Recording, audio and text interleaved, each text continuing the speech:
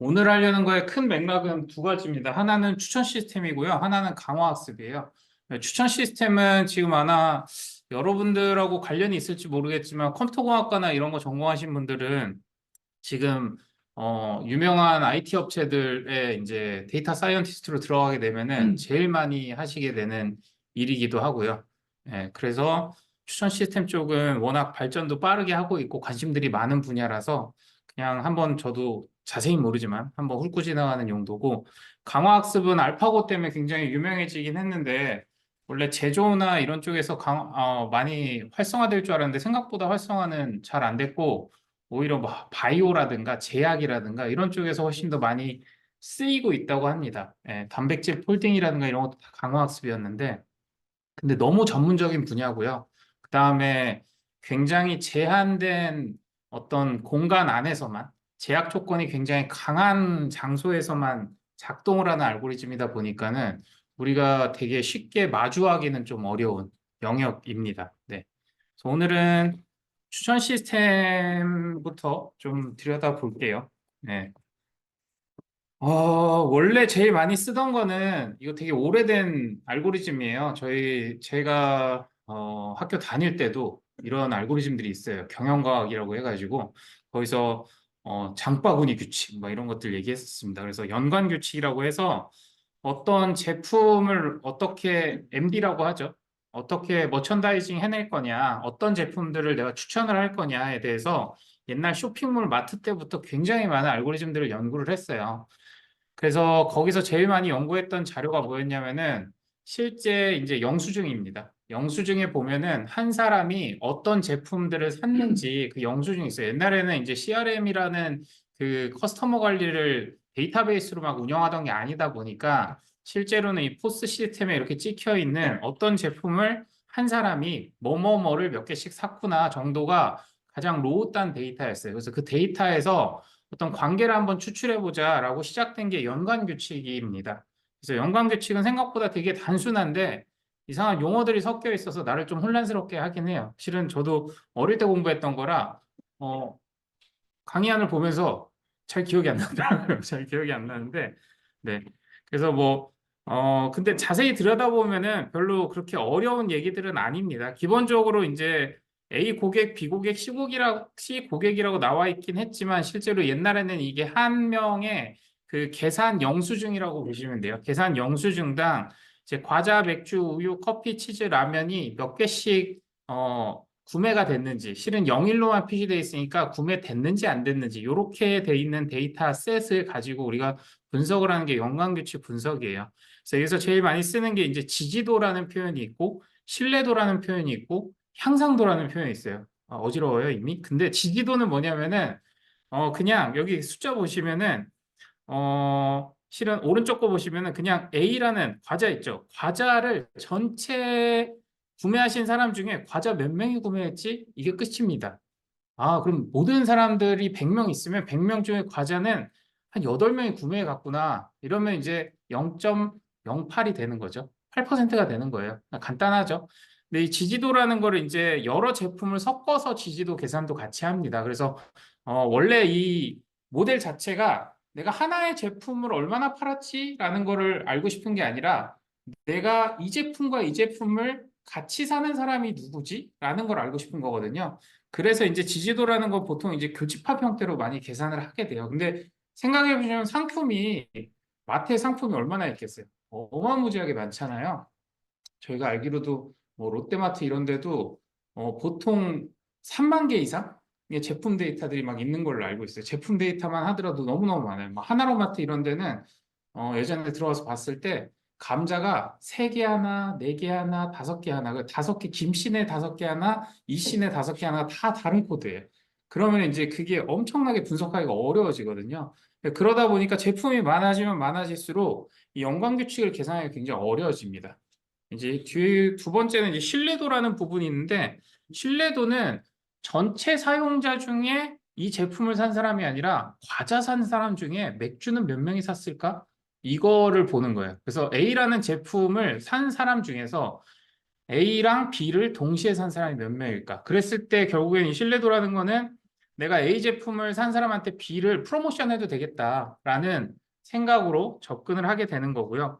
향상도가 좀 혼란스럽긴 한데 향상도는 그냥 나눠서 보면은 단순하게 이제 B를 순수하게 구매하는 사람들의 비율보다 A를 구매한 사람 중에 B를 구매하는 사람 비율이 더 높은가 낮은가만 보는 거예요. 이해돼요? 그러니까 맥주를 전체 마트에 우리 마트에 100명이 왔어요. 50명이 맥주를 사왔어. 그럼 50%의 맥주 지지도를 가지고 있는 거예요. 근데 어, 오징어 땅콩을 산 사람이 있어요. 오징어 땅콩을 산 사람이 20명이 샀어. 근데 그 중에서 15명이 맥주를 샀어요. 그럼 쉽게 말하면은 순수하게 내가 아무런 인포메이션 없이 그냥 맥주를 사는 사람의 비율보다는 오징어 땅콩을 집는 순간 맥주를 살 비율이 훨씬 올라가잖아요. 예. 1점 어쨌든 75%로 올라갔으니까는 50%분의 75%면 어떻게 돼요? 1보다 커지죠. 1보다 커지면 이제 이 제품이 추가됨으로 인해서 얘를 끌어올린다고 보는 거예요. 근데 만약에 오징어 땅콩을 산 사람이 20명인데 맥주를 그중에 10명만 샀어. 그럼 여전히 50%잖아요. 그럼 얘는 향상을 전혀 시키지 못하는 거예요. 그러니까 오징어 땅콩을 샀다고 해서 맥주를 더 살 거라는 가능성은 없어지는 거죠. 배제가 되는 거죠. 근데 만약에 오징어 땅콩을 산 사람 중에 맥주를 5명만 샀어. 그러면은 분모는 여전히 0.5로 그냥 고정돼 있는데 분자가 지금 0.25로 떨어져 버리잖아요. 그러면은 얘는 이제 1보다 작은 숫자가 되는 거예요. 1보다 작다는 건 뭐냐면은 이걸 집으면 오히려 안 산다는 거예요. 그래서 이걸 향상도라고 표현한 거거든요. 굳이 이런 개념을 만들어야 되는데 어쨌든 예전에는 이게 계산이 지금처럼 되게 수월하지 않다 보니까 이런 개념으로 다 정리를 해가지고 제품과 제품 간에 어떤 제품을 어떻게 제품하고 같이 그 마트에 구성해 놓을 것이냐. 그다음에 이 제품을 팔 때 프로모션으로 어떤 제품을 같이 끼워 팔 것이냐. 그다음에 새로운 제품이 나왔는데 이 제품을 무슨 제품을 사는 사람들한테 추천을 할 것이냐. 이런 전략들을 구상하는 데 있어서 이 지지도나 신뢰도 향상도를 되게 열심히 사용을 했었고 다른 분야에서도 많이 활용을 하고 있는 개념입니다. 그래서 좀 혼란스럽겠지만 그냥 코드를 돌려보시면 더 혼란스러울 수 있어요. 제가 돌려보면서 이게 더 혼란스러운데? 라는 생각을 하긴 했는데 네, 보시면은 지금 5명의 사람이 있고요. 한 명이 ABC, 한 명이 ABD, 한 명이 BE, 한 명이 ACE, 한 명이 BC라는 제품을 샀다고 가정한 그냥 가상의 데이터입니다. 가상의 데이터를 굉장히 간단하게 함수로 돌리면 바로 계산해서 이렇게 지지도를 뽑아줘요. 그래서 제품 C를 산 사람이 전체의 60%, A를 산 사람이 전체의 60%, B를 산 사람이 80%, D를 산 사람이 20%, E를 산 사람이 60% 이렇게 나오는 거고요. A, C를 둘 다 산 사람이 40%. 그래서 이제 뭐 뻔하지만 제품의 결합을 점점 깊이 있게 가져가면 가져갈수록 지지도는 떨어질 수밖에 없어요. 그러다 보니까 이제 뭐 향상도라든가 신뢰도 같은 것들을 더 만들어서 계산을 하게 되는 겁니다. 그렇게 해서 이제 이렇게 표시를 해보면은 네, 이게 이제 신뢰도를 계산하는 거예요. 그래서 A라는 거를 구매했을 때 C를 살 확률을 이렇게 이제 여기서 계산을 해주는 겁니다. 두 개의 서포트를 가지고. 그래서 여기 보시면 굉장히 많은 것들을 계산을 해줬는데 요 어소시에이션 룰이라고 하는 함수 자체에서 그냥 다 계산을 한 번에 해줘요. 네. 한 번에 해줘서 이렇게 보여주는 겁니다. 그래서 그냥 세 가지 개념만 알고 있으면 돼요. 이 세 가지 개념을 내가 어떻게 쓸지만 알고 있으면 되는데 이게 문제가 뭐였냐면은 그 저희가 보면은 뭐 마트 같은데 이렇게 데이터 들어가 보면은 최근 2개월 동안 구매를 한 번이라도 했던 활성 회원 수를 계산해 보면 한 250만에서 많게는 300만까지 돼요. 300만 명에다가 제품이 아까 얘기했죠. 3만 개 이상 된다고 하면은 이거를 경우의 수를 조합해 보면은 정말 말도 안 되게 많습니다. 그래서 야, 이걸 다 계산하다가는 컴퓨터가 뻗어서 죽어버리겠다라는 생각을 하고서는 이 어프라이어리 알고리즘이라는 걸 이제 제안을 했어요. 이건 뭐냐면은 경우의 수를 줄여보자라는 건데 굉장히 간단한 이론이에요. A, B, C, D, E의 지지도를 계산하고 나서 A, B, A, C, A, D 이 두 개 결합한 걸 지지도를 계산하다 보니까 야, A, B가 말도 안 되게 적어. 그 D는 우리가 굳이 계산할 필요가 있을까? 그럼 여기 질을 쭉 버리자. 그러면은 이걸 그냥 프루닝 하자라고 해가지고 위에서부터 내려오면서 야, 이 밑에도 의미가 없을 것 같아. 그럼 자르고 해서 이제 저 굵직한 것만 계산하자라는 용도로 만들어져서 나름 예전에는 되게 훌륭한 생각이었어요. 그래서 와, 엄청 각광받고 되게 유명한 알고리즘이었는데 예전에 80년대, 90년대는 저번에도 얘기했지만 디시전 트리가 되게 유행했던 가장 큰 이유 중에 하나가 연산 속도입니다. 연산 속도하고 메모리 때문에 지금과 환경이 달랐어요. 지금은 예전에 슈퍼컴퓨터라고 하는 게 여러분 스마트폰 수준이기 때문에 굉장히 연산이 힘들어서 이런 다양한 좀 툴들을 많이 사용을 했습니다. 그러고 연관규칙은 끝이에요. 네. 그 다음에 또 비슷한 하나의 이제 그 패턴을 찾는 방식이긴 한데 TF-IDF라는 알고리즘도 되게 유행하는 것 중에 하나였습니다. 요거는 어떻게 보면은 LLM이 지금 거의 다 대체한 벡터 지금 DB가 거의 대체한 영역이에요. 대체한 영역인데 예전에는 이제 저희가 그 문서를 밖에서 구분하는 방식이 없었어요. 문서에다가 정보를 벡터화하는 방식이 되게 여러 가지가 제한이 됐었는데 그거를 이제 추출하는 방식, 벡터화하는 거죠. 하나의 문서가 있으면 그 문서를 벡터화하는 방식에 대해서 제일 많이 사용하던 게 TF-IDF라는 알고리즘이에요. 지금 LLM 나오기 전까지는.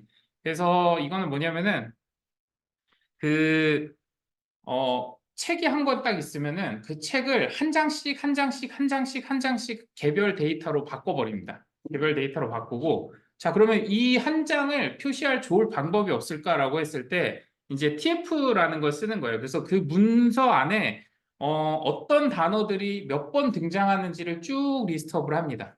그러면은 그것만 개수만 봐도 가령 내가 특정 단어를 100개를 지정을 했어요. 100개의 특정 단어를 지정했는데 그 100개의 특정 단어가 이 문서에는 첫 번째 단어가 얘는 10번 나오고 두 번째 거 2번 나오고 그다음에 그 뒤에 거 보니까 또 이거 나오고 하면 이게 어떻게 보면 우리가 그동안 추구했던 벡터랑 되게 비슷하잖아요. 고차원 벡터랑. 그럼 그걸 가지고 한번 의미를 부여해도 되겠다. 그 숫자가 유사한 것들을 문서 검색의 어떤 기준으로 사용해도 되겠다라고 해서 만들어졌던 게 TF-IDF입니다. 그래서 처음에는 그렇게 계산만 했어요. 그렇게 이제 특정 문서에 단어가 몇 개 나오는지만 쭉 계산을 했는데 이게 문제가 좀 생겼던 게 이 문서에 나오는 단어들을 구분해 보니까는 너무 자주 등장하는 단어들이 많아요. 이집, 더. 얘들이 거의 지배적인 벡터의 한 차원을 그냥 끌고 와 버립니다. 그래서 모든 문서가 다 비슷한 문서가 돼 버려요. 그래서 이제 고민을 하다가 나온 게 이제 IDF예요. 그래서 DF라고 해가지고 이 단어가 등장하는 문서의 수를 쭉 계산을 합니다. 그러니까 이 단어가 모든 문서에 다 나오면 DF 값이 높을 수밖에 없겠죠. 그렇게 해서 그걸 쭉 계산한 다음에 이거를 인버스를 시켜버렸어요. 인버스를 시켰다는 건 뭐냐면은 결과적으로 모든 문서에 등장하는 단어는 인버스했기 때문에 숫자가 엄청 작아지는 거예요. 그 다음에 모든 문서에 등장하진 않지만 그래도 적정하게 등장하는 애들 또는 더 적게 등장하는 애들일수록 IDF가 숫자가 커지는 이런 현상이 발생을 했고 요거가 이제 너무 커지면 안 되다 보니까 이제 로그를 씌워가지고 이게 통제를 한 거예요. 그렇게 해서 만든 IDF랑 TF를 곱했더니 같이 계산했더니 생각보다 어나 더나 이렇게 모든 그 문장이나 아니면은 페이지에 너무 자주 등장하는 애들은 다 없어져 버리고 나름 주어로서 쓸 수 있는 뭐 주인공 이름이라든가 아니면 되게 특이한 뭐 거기서만 등장하는 환경적 데이터라든가 이런 것들만 이제 살아남아서 단어들이 이렇게 쭉 올라오는 현상들이 생겼습니다. 그래서 그걸로 벡터를 만들어서 이제 비교를 하면 굉장히 수월하게 문서를 비교할 수 있겠다라고 해서 이제 TF-IDF라는 거를 이제 제안을 했어요. 그래서 이것도 그냥 돌려보시면 돼요. 제가 여기 문서가 하나 있더라고요. 문서가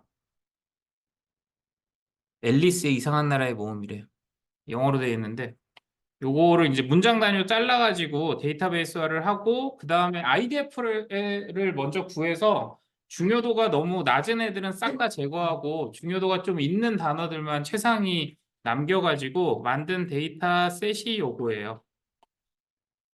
이렇게 생겨 있는 걸 보면은 TF-IDF 점수가 요 문장별로 문장 번호별로 이렇게 쭉 표시가 되고요. 어떤 거는 대부분 0이겠죠. 그 단어가 출연을 안 했으면 0이고 단어가 많이 출연했으면 이제 번호가 부여가 되는 겁니다.